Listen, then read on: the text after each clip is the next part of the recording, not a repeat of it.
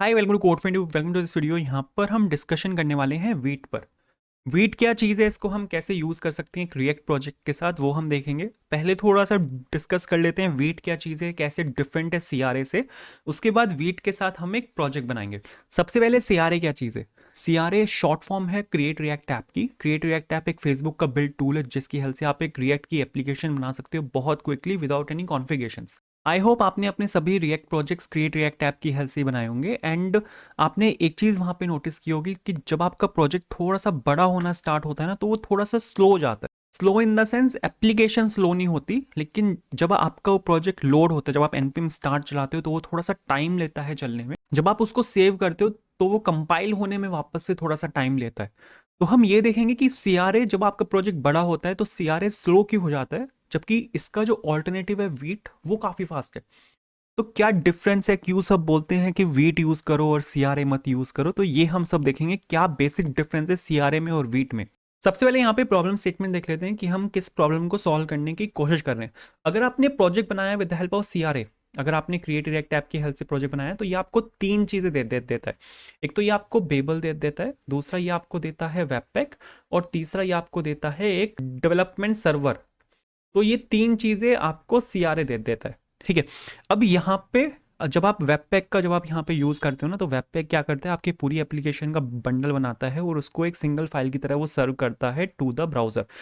तो ये रोल है यहाँ पे वेब पैक का। तो जो सीआरए है ना, वो इस वाले स्टेज पे वर्क करता है, जहाँ पर वो आपकी पूरी एप्लीकेशन का एक बंडल बनाता है और ये बंडल बनाने के बाद वो ब्राउज़र को देता है। इससे पहले क्या होता था। इससे पहले हमारे पास जावास्क्रिप्ट की फाइल्स होती थी। सपोज आपके पास 3-4 जावास्क्रिप्ट की फाइल्स हैं, तो उनका बंडल नहीं बनता था। अगर आप HTML CSS जावास्क्रिप्ट की हेल्प से आप एक कोड लिख रहे हो और आपके पास वहाँ पे जावास्क्रिप्ट की फाइल्स हैं, सपोज आपके पास वहाँ पे 20 फाइल्स हैं जावास्क्रिप्ट की, तो वो जो 20 फाइल्स है ना, वो अलग अलग जाएंगे आपके ब्राउजर पे। एग्जाम्पल मैं आपको यहाँ पे दिखाता हूँ। अगर आपके पास सपोज यहाँ पे मेरे पास दो फाइल्स हैं, एक यहाँ पे फाइल 1.js है जहाँ पर मेरे पास ये वाला फंक्शन है, एक फाइल 2.js है जहाँ पर मेरे पास ये वाला फंक्शन है। तो जब आप यहाँ पे इसको रन करोगे ना, जब आप यहाँ पे अगर आप यहाँ पे इसके HTML देखो, तो आपके पास यहाँ पे फाइल 1.js अलग गया है, फाइल 2.js अलग गया है। तो ये दोनों फाइल आपकी बंडल नहीं हुई, ये दोनों फाइल आपकी अलग अलग गई हैं। तो इस वाली स्टेज पे क्या होता था कि अगर आप एक प्रोजेक्ट बना रहे हो with the help of HTML CSS and JavaScript, तो वहाँ पे बंडलिंग नहीं है, वहाँ पे आपकी जावास्क्रिप्ट फाइल अलग अलग सर्व हो रही है। इसमें क्या इश्यूज थे। इसमें सबसे बड़ा इशू था लेटेंसी का, क्योंकि आपकी जो फाइल्स हैं सारी, आपके सपोज 20 फाइल्स हैं, तो आपकी जो 20 फाइल्स हैं वो आपके सर्वर पर हैं। अब आपको अगर वो फाइल्स चाहिए सर्वर से, तो आपको सर्वर पे एक हिट मारनी पड़ेगी, एक HTTP रिक्वेस्ट जाएगी आपकी सर्वर पे, जो जो वो आपको फाइल ला के देगी। तो अगर आपके पास मल्टीपल फाइल्स हैं तो आपके पास मल्टीपल आपके HTTP रिक्वेस्ट जाएंगे। इससे क्या होता था, नेटवर्क आपका चोक हो जाता था, क्योंकि जब तक आपकी वाली रिक्वेस्ट कंप्लीट नहीं होगी आपकी नेक्स्ट रिक्वेस्ट नहीं जा पाएगी। तो यहाँ पे नेटवर्क जो था वो चोक हो जाता था। यहाँ पे कॉम्प्लेक्स डिपेंडेंसी थी, क्योंकि अगर सपोज मेरे पास यहाँ पे दो फाइल्स हैं, ठीक है, आप यहाँ पे देखो मेरे पास यहाँ पे दो फाइल्स हैं।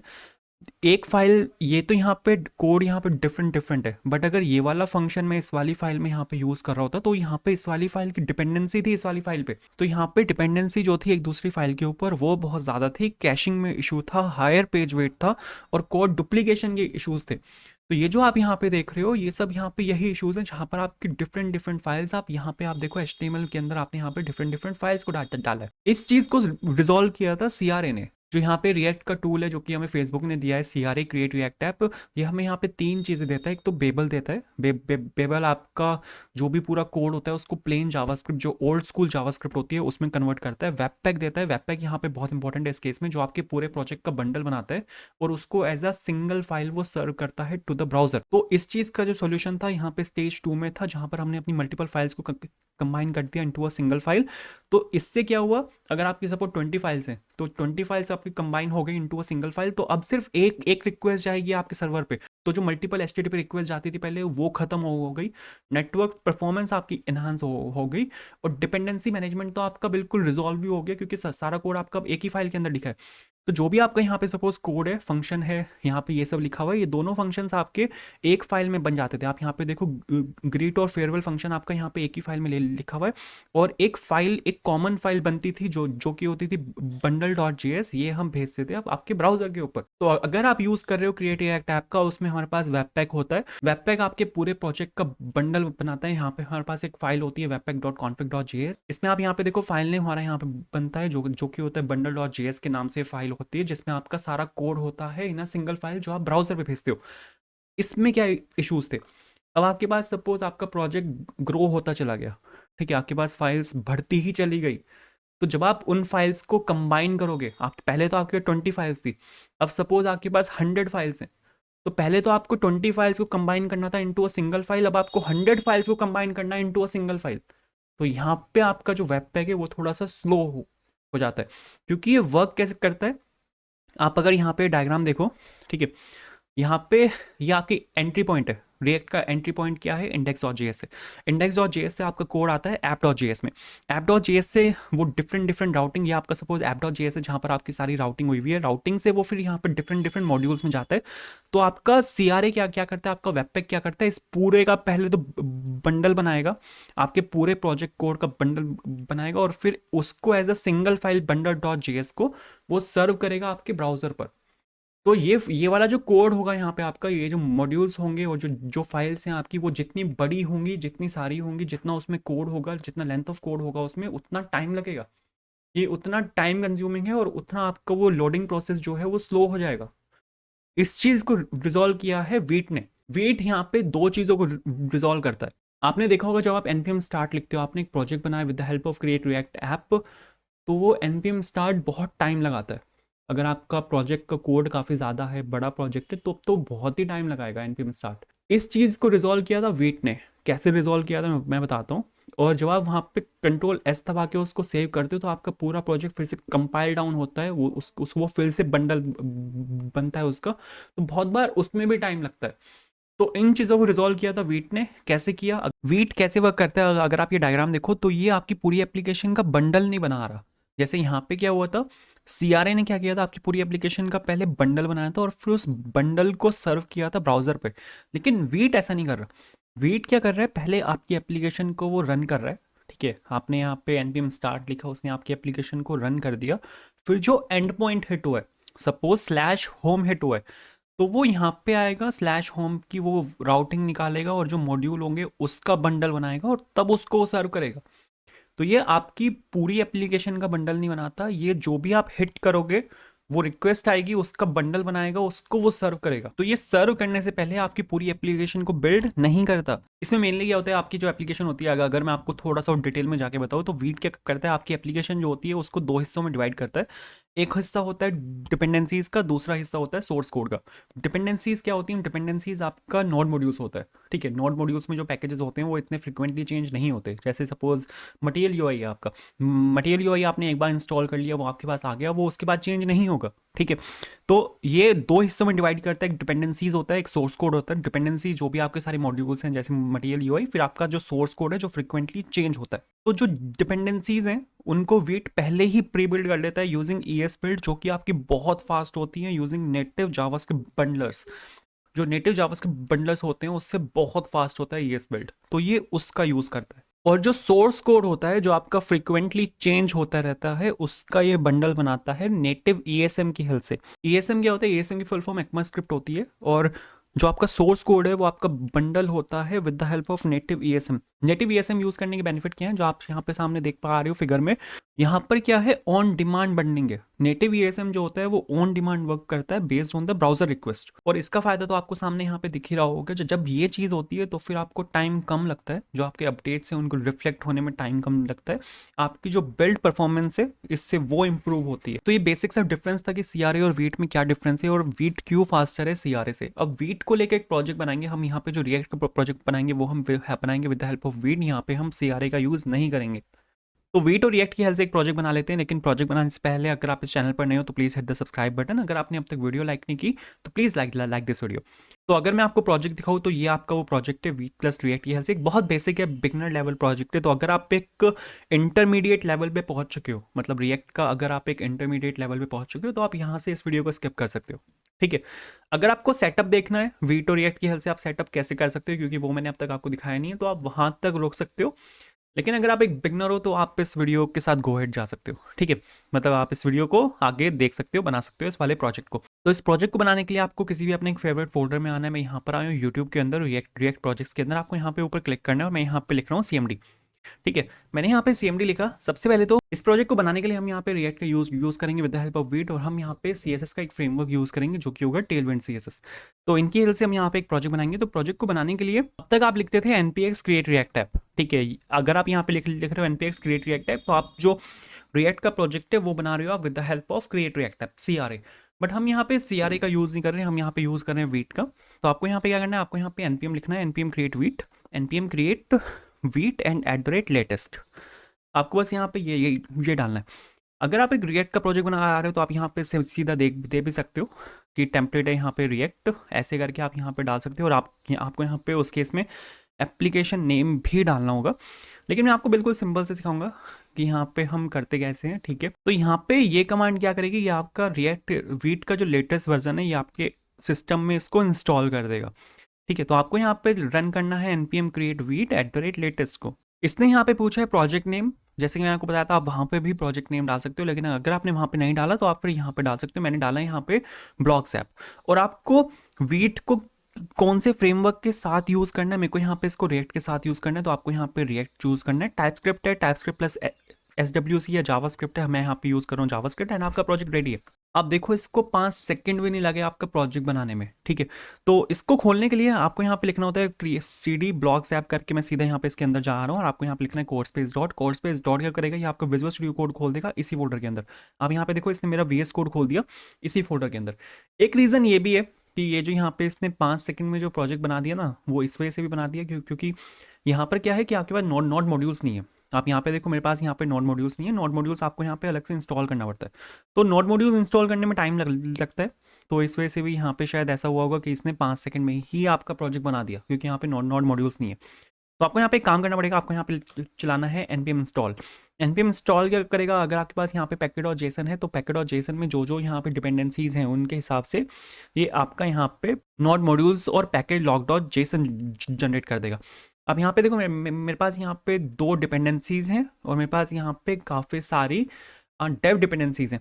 डेव डिपेंडेंसीज वो होती हैं जो सिर्फ डेवलपमेंट के टाइम पे काम आती हैं, प्रोडक्शन के टाइम पे उनका कोई काम नहीं है। जैसे ESLint है, लिंटिंग का जो काम होता है वो सब आपका डेव इन्वायरमेंट में होता है, प्रोड इन्वायरमेंट में उसका कोई काम नहीं है।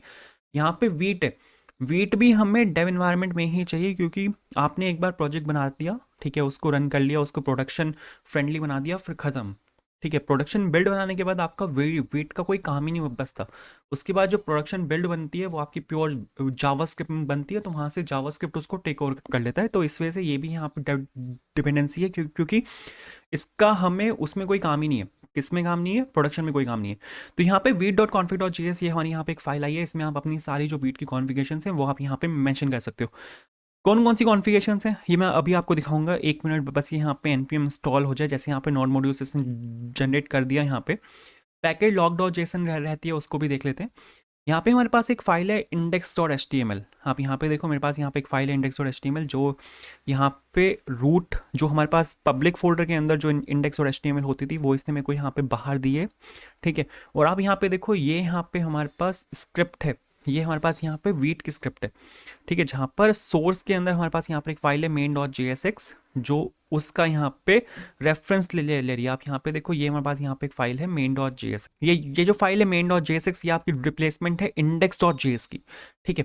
और बाकी app.js जो हमारे पास होती है वो तो यहाँ पे बिल्कुल सेम है, बट हमारे पास यहाँ हमने यहाँ पे CRA यूज़ नहीं किया, तो जो आपको यहाँ पे कोड दिख रहा होगा वो थोड़ा सा यहाँ पे डिफरेंट दिख रहा होगा। इस प्रोजेक्ट को रन कैसे करना है, इस एप्लीकेशन को रन कैसे करना है, अगर आप यहाँ पे स्क्रिप्ट में जाओ तो मेरे पास यहाँ पे स्टार्ट के नाम से कोई स्क्रिप्ट नहीं है, मेरे पास यहाँ पे जो स्क्रिप्ट है वो डेव के नाम से।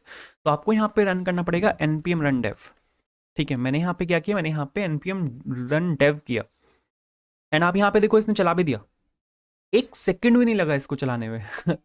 तो ये जो यहाँ इसने हमारी एप्लीकेशन चलाई है, इस पे लोकल होस्ट 5173 पे आपको यहाँ पे इस पे कंट्रोल क्लिक करना है। तो आप यहाँ पे देखोगे, यहाँ पे इसने हमारी एप्लीकेशन चलाई है लोकल होस्ट 5173 पे। एंड आप यहाँ पे देखो कितना फास्ट है। सीआरए तो अब तक एप्लीकेशन को कंपाइल ही करता रह जाता है, एंड आप देखो इसने यहाँ पे कितनी तेज एप्लीकेशन को रन किया है। तो ये फायदा है वीट का, ठीक है। एक चीज़ यहाँ पे और देख लेते हैं, आप अगर यहाँ पे देखो तो इसने हमारी एप्लीकेशन को यहाँ पे रन किया है 5173 पर, लेकिन हमें जो आदत है वो 3000 की आदत है। तो यहाँ पे आपको जाना है v.config.js में, एंड यहाँ पर आपको सर्वर के नाम से की बनानी है, और यहाँ पर आप पोर्ट को चेंज कर सकते हो। मैं यहाँ पे पोर्ट मेंशन कर रहा हूँ 3000।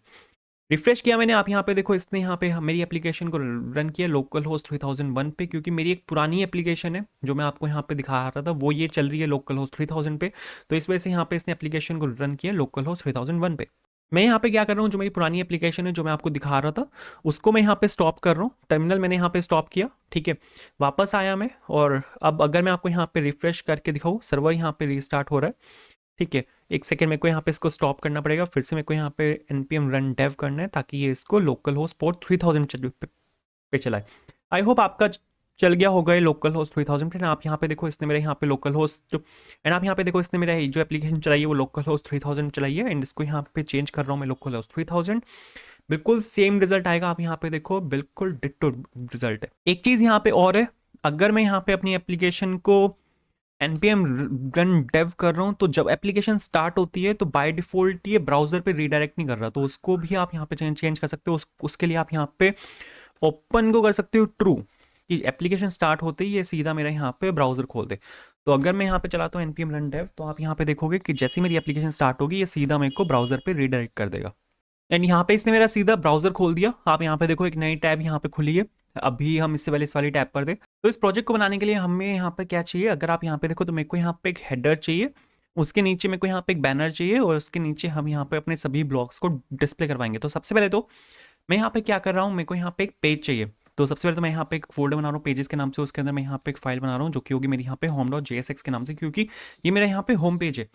तो जो मेरा यहाँ पे पेज है home.jsx के नाम से, उसके लिए मैंने यहाँ पर एक क्या कर रहा हूँ, फंक्शनल कंपोनेंट बना रहा हूँ। अगर आपने रिएक्ट में काम अगर आपने किया हुआ है तो आपको पता है कि फंक्शनल कंपोनेंट कैसे बनाते हैं। सिंपल एक जावास्क्रिप्ट फंक्शन है, उसको यहाँ पे फंक्शन कंपोनेंट कहते हैं, ठीक है। तो एक्सपोर्ट डिफॉल्ट एंड होम मैंने यहाँ पर किया।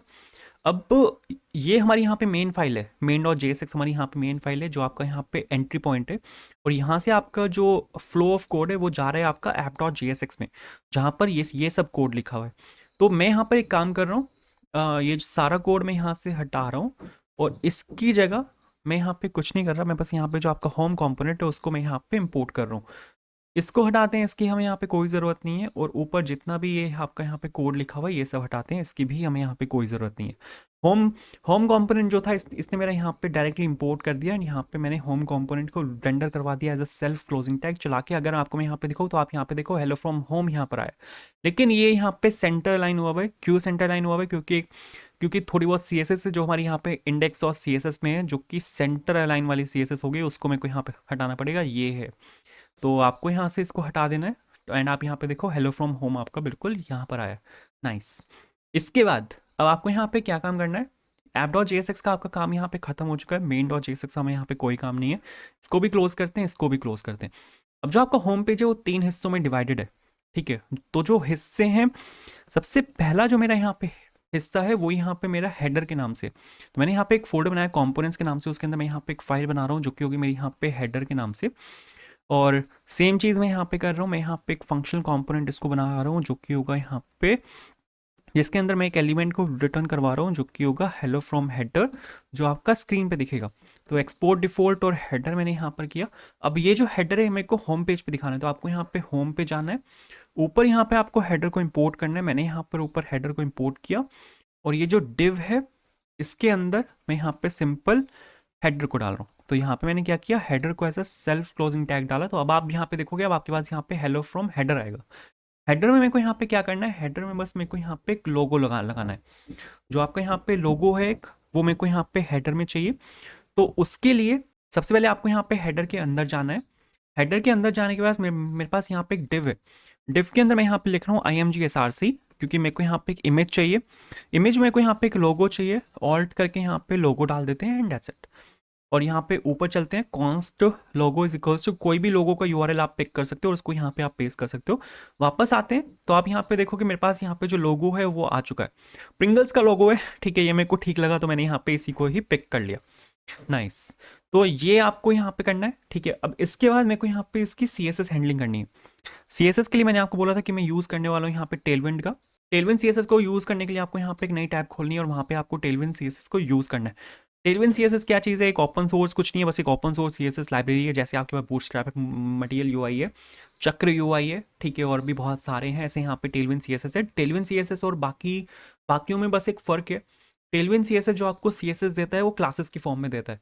अगर आपको टेलविंड CSS का टी भी नहीं पता, कोई दिक्कत नहीं है। अगर आपको CSS आती है तो आपको टेलविंड आती है, ठीक है। अगर आपको CSS नहीं आती तो आपको टेलविंड नहीं आती, सिंपल सी कहानी है। अगर आपको CSS आती है और आपको ये फिक्र है मेरे को टेलविंड नहीं आती, कोई दिक्कत नहीं है, सीखने की भी कोई ज़रूरत नहीं है। अगर आपको CSS आती है तो आपको टेलविंड आती है। कैसे आती है मैं आपको एक चीज़ दिखाता हूँ।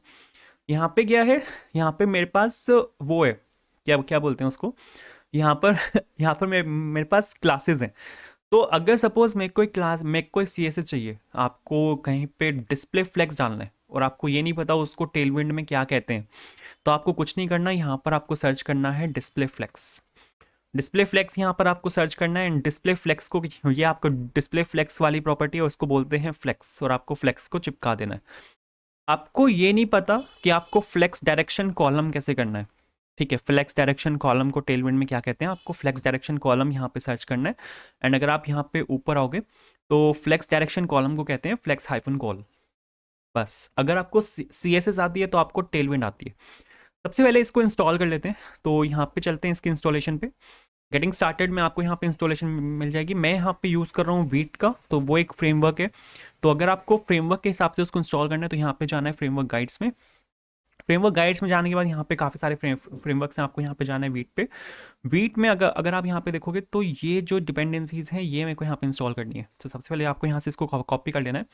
कॉपी करने के बाद इसको यहाँ से कर देते हैं बंद 1 सेकंड के लिए, और यहाँ पे आपको npm create वीट @latest, ये तो हम कर चुके हैं, इसकी ज़रूरत नहीं है, ठीक है। ये कमांड तो हम प्रोजेक्ट अपना हम बना चुके हैं।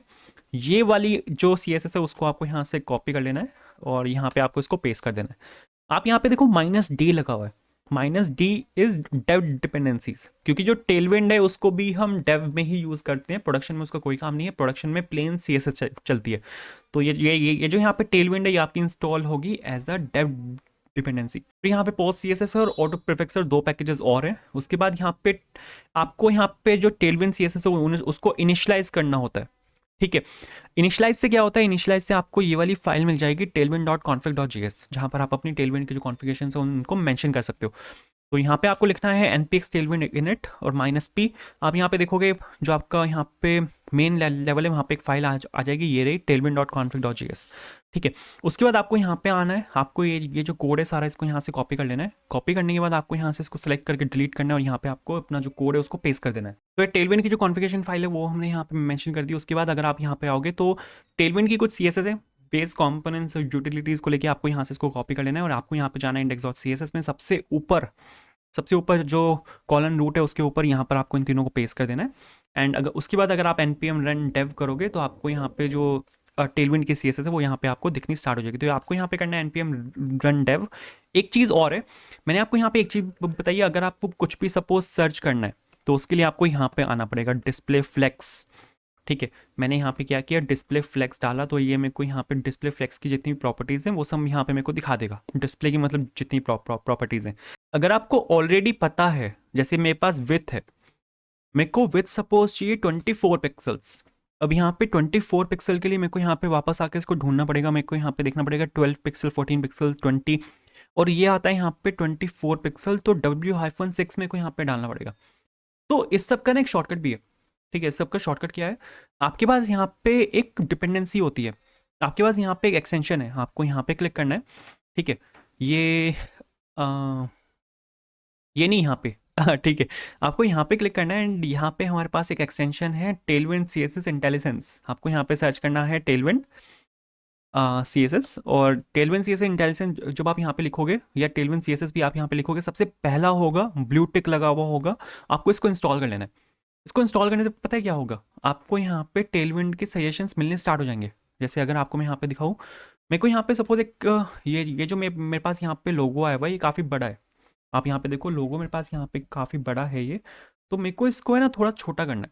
तो छोटा करने के लिए तो आप यहाँ पे सीधा इसकी विड्थ डाल सकते हो। मैंने यहाँ पे क्या किया, मैंने यहाँ पे 80 पिक्सल इसकी विड्थ डाल दी। तो आप यहाँ पे देखो जो लोगो है वो तो आपका छोटा हो गया, लेकिन मेरे को यहाँ से पैडिंग चाहिए। सपोज मेरे को यहाँ से हल्की सी पैडिंग चाहिए। तो पैडिंग का जो अगर आप यहाँ पे देखोगे ना, तो पैडिंग के लिए पी का यूज़ होता है।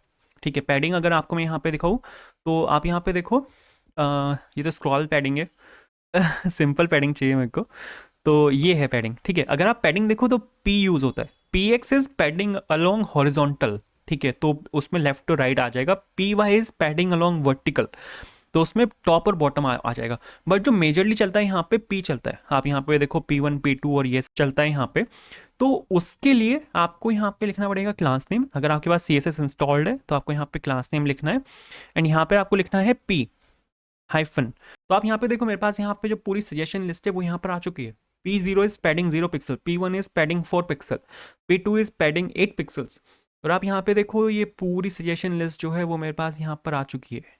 PY से PS से जो मेरे को वहाँ पे दिख रही थी वो सब मेरे पास यहाँ पर आ चुकी है। तो ये एक्सटेंशन आप यहाँ पे यूज़ कर सकते हो अगर आप टेलविंड के साथ काम कर रहे हो, बहुत हेल्पफुल है। ठीक है, तो मैं यहाँ पे P2 का मैं यहाँ पे यूज़ करूँ, मैंने यहाँ पे इसको सेव किया, एंड आप यहाँ पे देखो जो CS जो पैडिंग है मेरे पास वो यहाँ पर लग चुकी है। थोड़ी सी जो पैडिंग है वो मेरे को यहाँ पे लेफ्ट और राइट से चाहिए, तो सभी कंपोनेंट्स में चाहिए। तो यहाँ पर आ रहा हूँ मैं, और यहाँ पे मेरे पास यहाँ पे डिव है, उसमें मैं यहाँ पे डाल रहा हूँ पैडिंग अलोंग हॉरिजॉन्टल एक्सिस, और यहाँ पे मैं डाल रहा हूँ सपोज 20।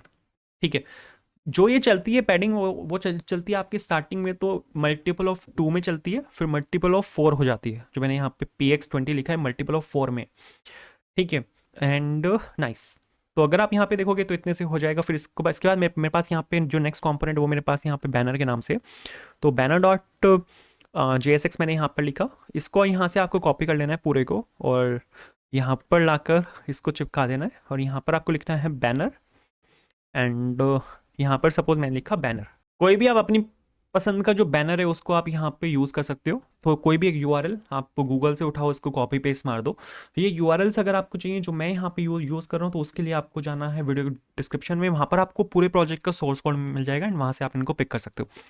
तो यहाँ पे जो ये जो ये बैनर इमेज है, सबसे पहले तो ये लोगो नहीं है, ये यहाँ पे आपकी बैनर इमेज है।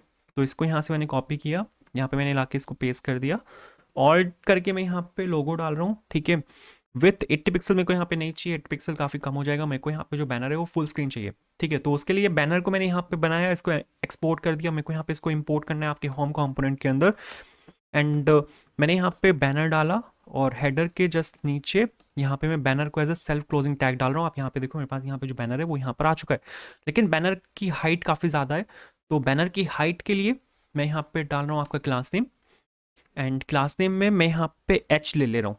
H में मेरे को हाइट कितनी चाहिए, आप यहाँ पे देखो 8 pixel, 12 pixel, 16 pixel and 32 pixels. काफ़ी सारे अपने पास यहाँ पे ऑप्शंस हैं, एंड मैं यहाँ पे ले रहा हूँ हाइट 80। तो नाइस, लेकिन अब ये सिर्फ यहाँ तक रह गया। मेरे को इसमें विथ जो चाहिए वो 100% चाहिए।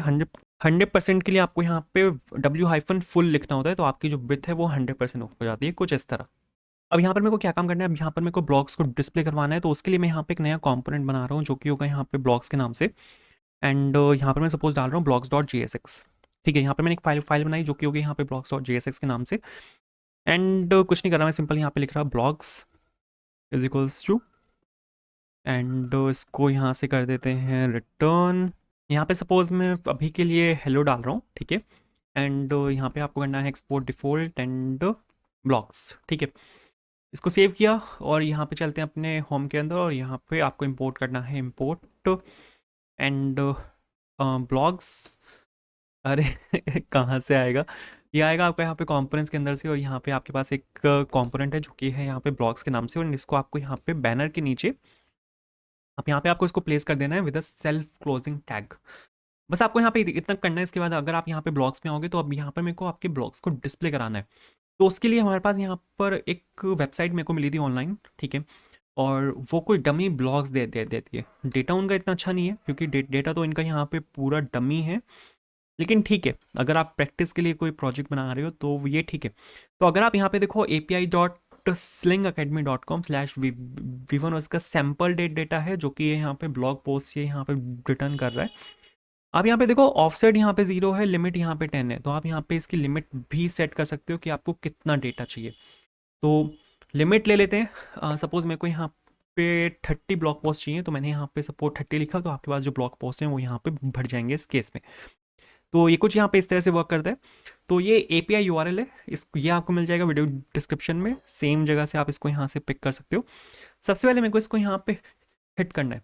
मैं यहाँ पे इसको हिट करना चाहता हूँ जैसे मेरा पेज लोड हो इनटू द डॉम, जैसे कि आपको यहाँ पे जैसे आप यहाँ पे इसको रिफ्रेश करो वैसे ही मैं चाहता हूँ मेरे को यहाँ पे ब्लॉक्स दिखने स्टार्ट हो जाए। तो कंपोनेंट डिड माउंट पर चाहिए मेरे को ये, तो उसके लिए आपको यहाँ पे यूज इफेक्ट को इंपोर्ट करना पड़ेगा, क्योंकि हम यहाँ पे डायरेक्टली कंपोनेंट का यूज़ नहीं कर सकते। कंपोनेंट डिड माउंट का हम यहाँ पे यूज़ नहीं कर सकते। कंपोनेंट डिड माउंट की जो यहाँ पे रिप्लेसमेंट है वो है यहाँ पे use effect with an empty array dependency. ठीक है, तो इसके अंदर मेरे को यहाँ पे इसको हिट करना पड़ेगा, बट लेकिन ये यहाँ पे एक असिंक्रोनस रिक्वेस्ट है, तो मेरे को यहाँ पे एक फंक्शन बनाना पड़ेगा जो एक यहाँ पे असिंक फंक्शन होगा। आई होप अगर आपने रिएक्ट में काम किया है तो ये आपको ऑलरेडी पता होगा कि हम जब भी हम यहाँ पे कोई भी एक कॉल मारते हैं, सपोज मैंने यहाँ पे अवेट लगा के एक कॉल मारी, तो अवेट चलता है सिर्फ असिंक फंक्शंस के अंदर, एंड असिंक आप डायरेक्टली यूज इफेक्ट के साथ नहीं लगा सकते। तो इस वजह से हमें यहाँ पे एक फंक्शन क्रिएट करना पड़ा। उस फंक्शन को मैंने यहाँ पे नीचे ही कॉल कर दिया, और यहाँ पर अब मैं एक API को कॉल कर सकता हूँ। API को कॉल करने के लिए आप यहाँ पे यूज़ कर सकते हो फेच फंक्शन का, या फिर एक्जियोस का भी आप यहाँ पे यूज़ कर सकते हो। आपको यहाँ पे लिखना है npm install एक्जियोस, और आप यहाँ पे एक्जियोस का भी यूज़ कर सकते हो, लेकिन ठीक है फेच फंक्शन का ही यहाँ पे यूज़ करते हैं। फेच फंक्शन का मैंने यहाँ पे सपोज यूज़ किया, एंड यहाँ पे मैंने लिखा const response is equals to await fetch। Fetch function आपका प्रॉमिस रिटर्न करता है, तो उस प्रॉमिस में से मेरे को यहाँ पे आपका जेसन निकालना पड़ेगा। तो data is equals to response dot JSON, and ये आपके पास यहाँ पे इसके अंदर सारा डेटा आ जाएगा। इस डेटा को मेरे को कहीं पे स्टोर कराना है, तो उसके लिए हम यहाँ पे यूज स्टेट ले लेते हैं, and const suppose blogs and set blogs, and ये एक एरे होगा।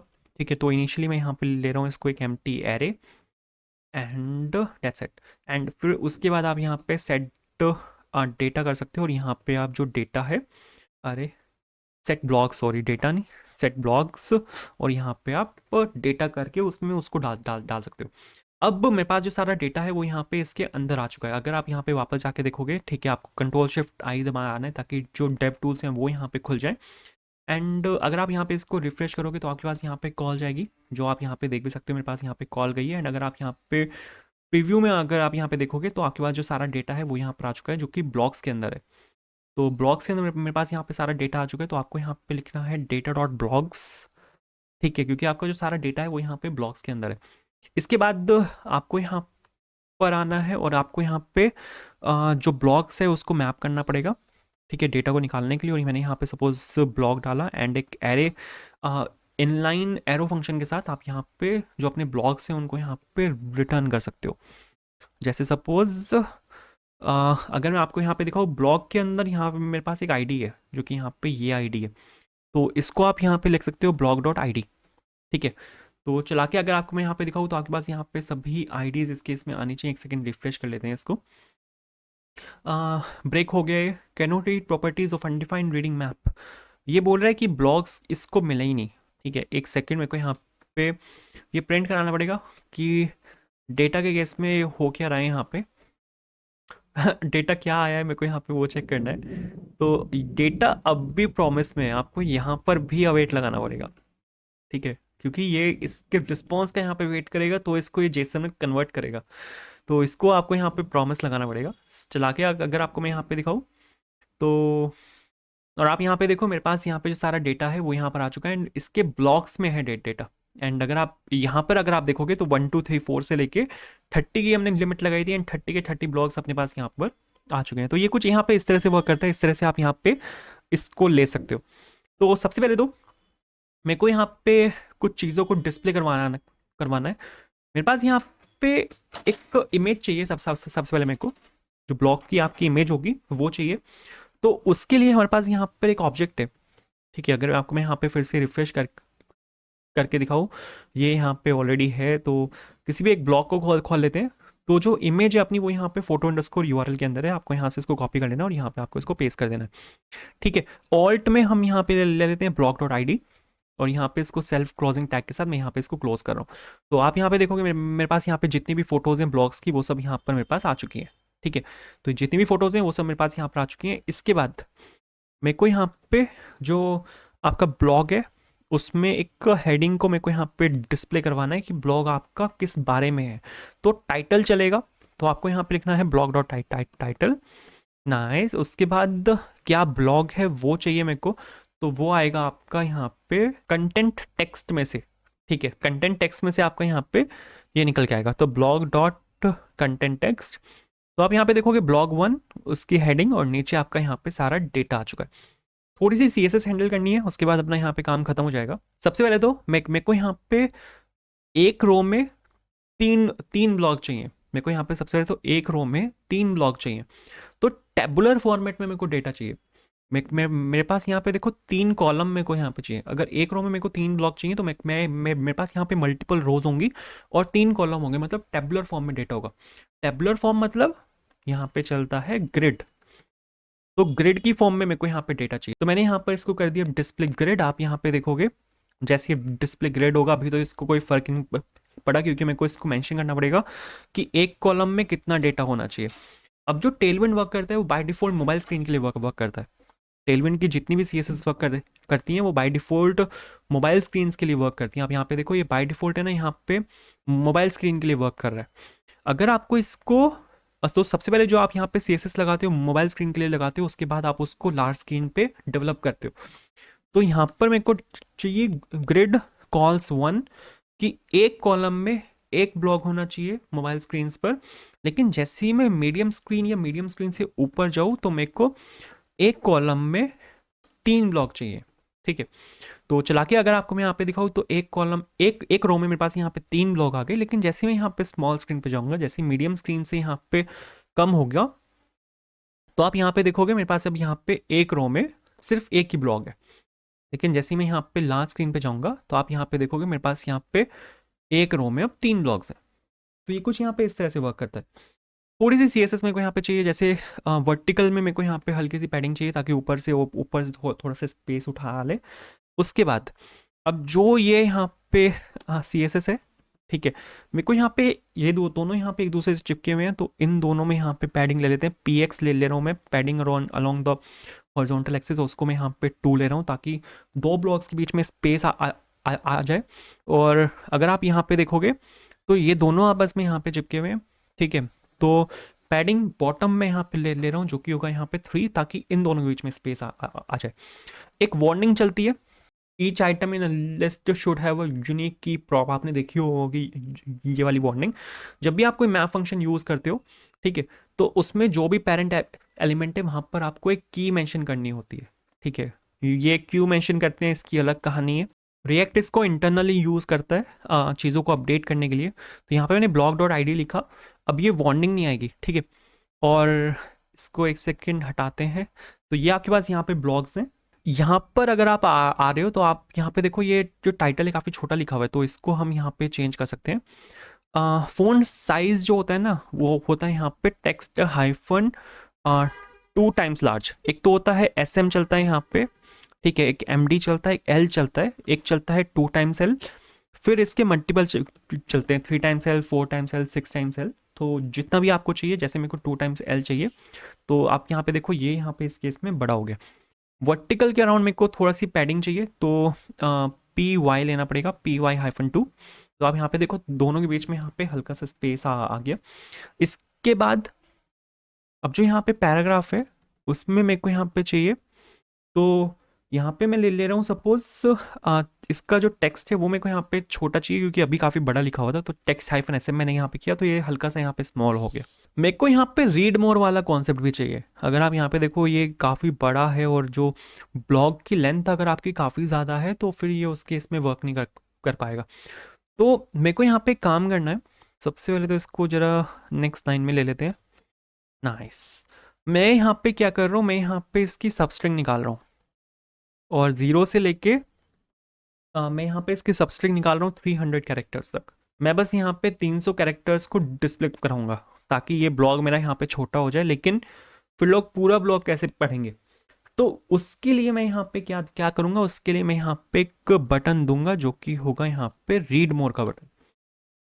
तो ये जो रीड मोर बटन है ये मैं यहाँ पे दूंगा, ये वाला बटन, ठीक है। इस बटन को थोड़ा सा एक एंकर टैग के अंदर ले लेते हैं।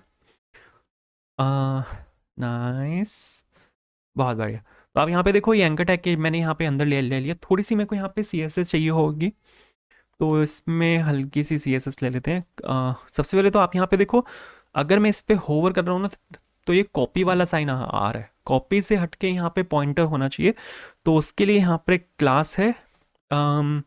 अगर आपके पास एक्सटेंशन लगाने के बाद भी अगर आपके पास यहाँ पे सजेशंस ना आए, तो आपको यहाँ पे एक काम करना है, ये जो यहाँ पे इन्वर्टेड कॉमा थे इनको हटा के फिर से लगाना है। उसके बाद आपके पास यहाँ पे जो सजेशन है वो आने यहाँ पे स्टार्ट हो जाएंगे। कर्सर पॉइंटर मैंने यहाँ पर लिखा, तो अगर आप यहाँ पे देखोगे तो बिल्कुल सही है।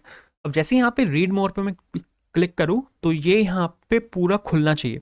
तो उसके लिए मेरे को अब यहाँ पे एक उसी पर्टिकुलर ब्लॉक को खोलना है। अगर मैं यहाँ पे रीड मोड पे क्लिक कर रहा हूँ तो यही वाला पर्टिकुलर ब्लॉक मेरे को यहाँ पे खोलना है।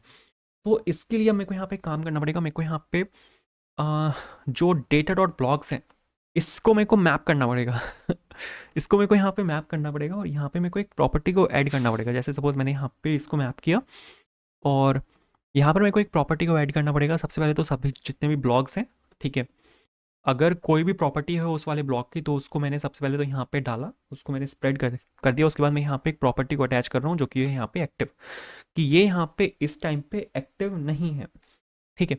तो मैंने यहाँ पर ये डाला, एक यहाँ पे ये ले लेते हैं ताकि ये थोड़ा सा एरर देना बंद कर दे। नाइस। तो मैंने यहाँ पर एक प्रॉपर्टी को अटैच कर दिया जो कि यहाँ पे एक्टिव प्रॉपर्टी है। अब इसके क्लिक पे मेरे को वो जो एक्टिव प्रॉपर्टी है उसको ट्रू करना है। यहाँ पे एक फंक्शन को अटैच करते हैं, ठीक है। यहाँ पे एक फंक्शन में अटैच कर रहा हूँ, हैंडल रीड मोर क्लिक, और ऊपर आते हैं ये वाला फंक्शन बना लेते हैं। तो const handle read more click is equals to this and this. तो उसके लिए मेरे को यहाँ पे एक आईडी चाहिए होगी। आईडी के लिए हम यहाँ पे इंडेक्स ले सकते हैं। तो ब्लॉक के साथ मैं यहाँ पे जो ब्लॉक का इंडेक्स है वो मैं यहाँ पे ले रहा हूँ, ठीक है।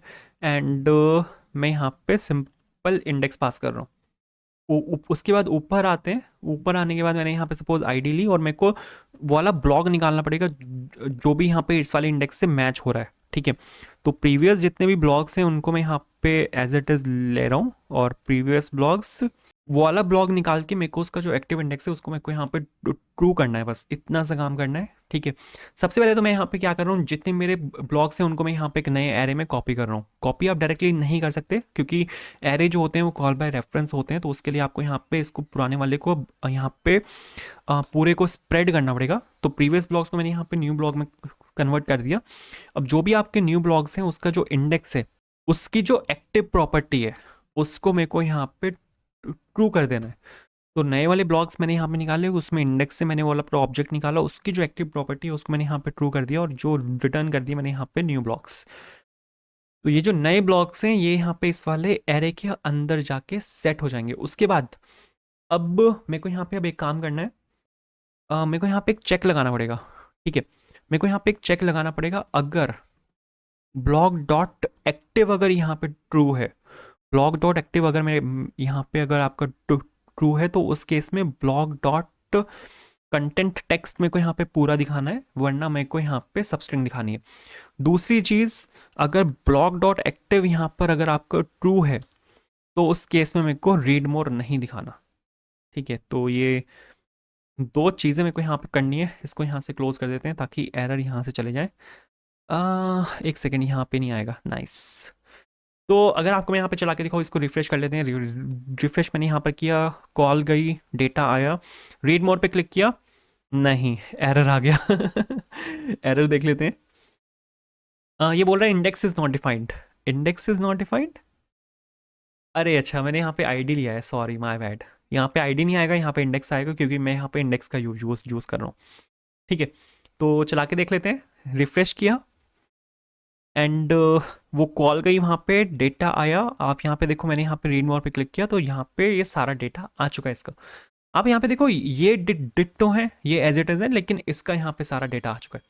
तो ये एक छोटा सा प्रोजेक्ट था जो हमने यहाँ पे बनाया है with the help of wheat का हमने यहाँ पे यूज़ किया, विद द वेट का हमने यहाँ पे यूज़ किया है रिएक्ट के साथ, और हमने यहाँ पे टेलविंड सीएसएस का भी यूज़ किया है। ठीक है, तो अगर आपको वीडियो पसंद आई है और वीडियो को लाइक करना, कोई भी इशू है कमेंट करना, बाकी वीडियोस आप चेकआउट कर सकते हो। अगर आप चैनल पर नए हो, अगर आपने अब तक चैनल को सब्सक्राइब नहीं किया, आपने वीडियो यहाँ तक देखी है तो थैंक यू सो मच, लेकिन चैनल को सब्सक्राइब करना। And thank you so much for watching this video, have a good day.